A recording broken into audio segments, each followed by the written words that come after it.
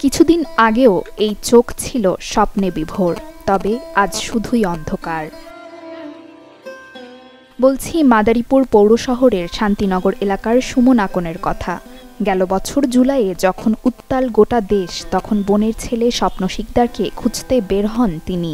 পথে পুলিশ ও ক্ষমতাসীন নেতাদের গুলির মুখে পড়েন সুমন। ঝাঁঝরা হয় পুরো মুখ ও শরীরের বিভিন্ন অংশ। বুলেটের আঘাত থেকে বাঁচেনি চোখ দুটিও। রক্তাক্ত অবস্থায় দ্রুত হাসপাতালে নেওয়া হয় সুমনকে, কিন্তু ততক্ষণে পুরোপুরি অন্ধ হয়ে যায় বাম চোখ। ডান চোখেরও নষ্ট হয়ে পড়ে ৮০%। আমি আমার ভ্যাকসিনারি আনতে গেছি, তখন হলো পুলিশে মারামারি মারতাছে, তখন ছাত্রলীগের পোলাপান আর হইলো পুলিশ এগুলি গোলাগুলি করছে, তখন আমার চোখে গুলি লাগছে। আমার চোখ বাম চোখ পুরা আমি দেখি না, ডান চোখে। বর্তমানে বড় বোনের অভাব অনটনের সংসারে দুর্বিষহ দিন পার করছেন সুমন। আহতের এই করুণ জীবনের অবসান ঘটাতে সরকারি সহযোগিতা কাম্য পরিবারটির। এখন তো ঠিকমতো চিকিৎসা করতে পারতেছে না, কারণ আমার মামার আর্থিক অবস্থা অনেক খারাপ।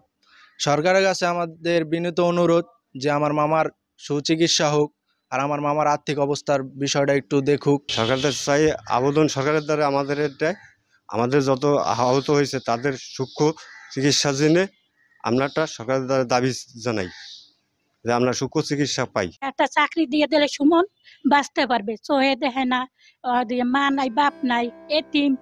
মাদারীপুরে সুমনের মতো জুলাই আন্দোলনে আহত হয়ে অসহায় জীবনযাপন করছেন আরও অনেকেই। বর্তমানে চিকিৎসার খরচ জোগাতে হিমশিম খাচ্ছে পরিবারগুলো। এরা আন্দোলন করছে, শ্রম দিছে, এদের একটা ভবিষ্যতের দিনের ব্যবস্থা করে। এরা রক্ত দিছে, এই দিছে, আগে যদি শ্রম না পায় তাহলে এই দেশের দিনে কি করলো তারা? কি অবস্থা, এটা তো এখন বলার মতো কিছু নাই। আসলে আমরা মধ্যবর্তী মানুষের কাছে দৌড়াইতে পারি না, চাইতে পারি না, এই নিয়ে আর কি সমাজে কোনো রকম বেঁচে আছি। দ্রুত আহতদের পরিবারের পাশে দাঁড়ানোর আহ্বান জানান জেলার বৈষম্য বিরোধী ছাত্র আন্দোলনের আহ্বায়ক। এ জেলায় অনেক মানুষ পঙ্গুত্ব বরণ করেছে, অনেক ছাত্রছাত্রী আহত হয়েছে, চোখ হারাইছে, অঙ্গহানি হয়েছে। এই মানুষগুলার আসলে এখন অনেকটা দুরবস্থা চলতেছে। আমরা বর্তমান অন্তর্বর্তীকালীন সরকারের কাছে চাইব যে এই সরকার জুলাইয়ের ওপর দাঁড়িয়ে গঠিত। আমরা চাই যে এই সরকার এই মানুষগুলোর দিকে আরও জোরালোভাবে দৃষ্টি দেখ। জুলাই বিপ্লবে মাদারীপুরে আহত হন ১৫৭ জন, যার মধ্যে চোখের দৃষ্টি হারিয়ে মানবেতর জীবন পার করছেন অন্তত ৪ জন।